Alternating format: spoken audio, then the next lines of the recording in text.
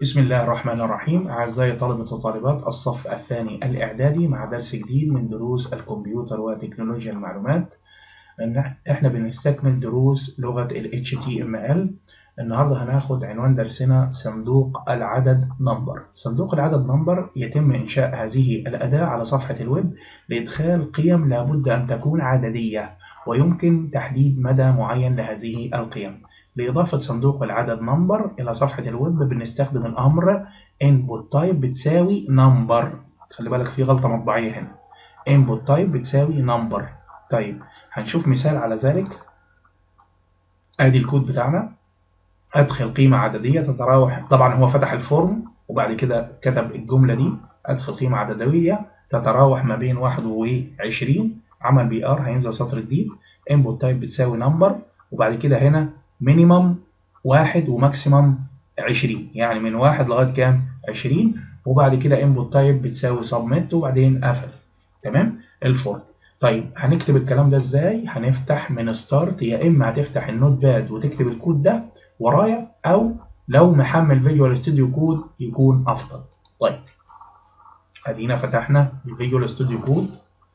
هنعمل نيو فايل، هنختار اللانجوج، طبعا اللغة اللي هي HTML. تمام. ونعمل فايل سيف. هنسيف الصفحة هنسميها number.html ونحطها على سطح المكتب ونقول سيف يس. تمام. طيب ادي صفحة الكود. تمام. ادي الصفحتين قدامنا. طيب انا عايز اكتب كود ال HTML، يبقى انا بعمل هيكل بنائي بتاعي اهو HTML، بفتح الكود التاج، وادي غلق التاج من تحت تبقى سلاش HTML. صفحة ال HTML بتتكون من هيد وبادي. ادي هيد، ادي الهيد رأس الصفحة، وعندي البادي اللي هو جسم الصفحة. جميل جدا. دايما في الهيد يا شباب بنحط ايه؟ عنواننا اللي هو التايتل، عنوان درسنا النهارده اللي هو النمبر. جميل. طبعا في منطقة الفورم انا بحط، في منطقة البادي انا بحط الفورم بتاعي. هنا هفتح فورم. تمام اهو. طيب الفورم ده هحط فيه ايه؟ هقول input type هفتح input مسافة type ماشي بتساوي number واقفل واشوف. تمام اهو. فايل سيف، نروح للاكسبلورر. هو فين ملف النمبر؟ اهو number.html، دبل كليك عليه. هنا بقى بتحط بقى النمبر بتاعك. جميل جدا جدا. شايف؟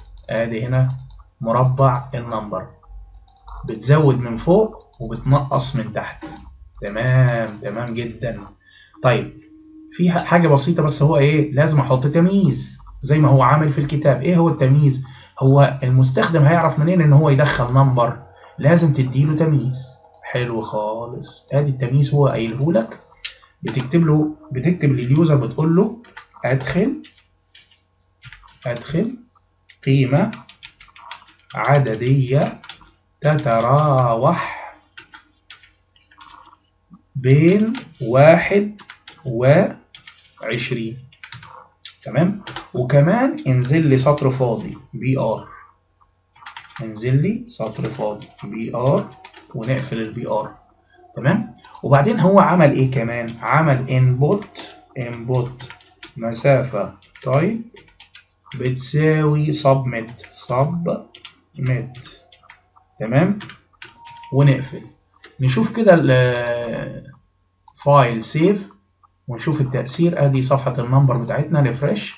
كتب لي ادخل قيمة عددية تتراوح ما بين 1 و20 اهو. هنكتب هنا 1 مثلا، او هنختار بتزود هنا، بتحط قيمة عددية ما بين الايه؟ ال1 وال20. طب لو حطينا مثلا، حطيت انا 48، قبلها.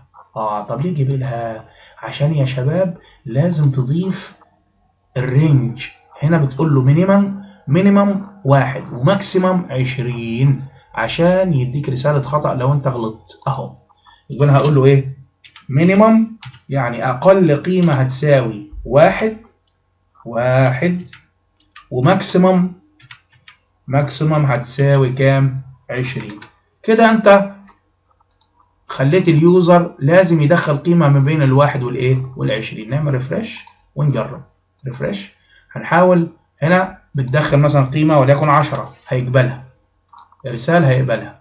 طيب لا انا هحط قيمة اكبر من 20، يعني هحط مثلا 50 واعمل ارسال.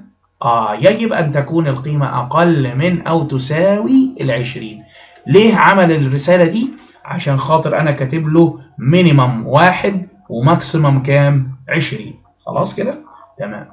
ده بالنسبة لمين؟ للكود بتاع النهاردة. وانت لو عايز تشوف الكود اهو، ادي الكود يا جماعة اللي بيعمل الكلام ده بالكامل.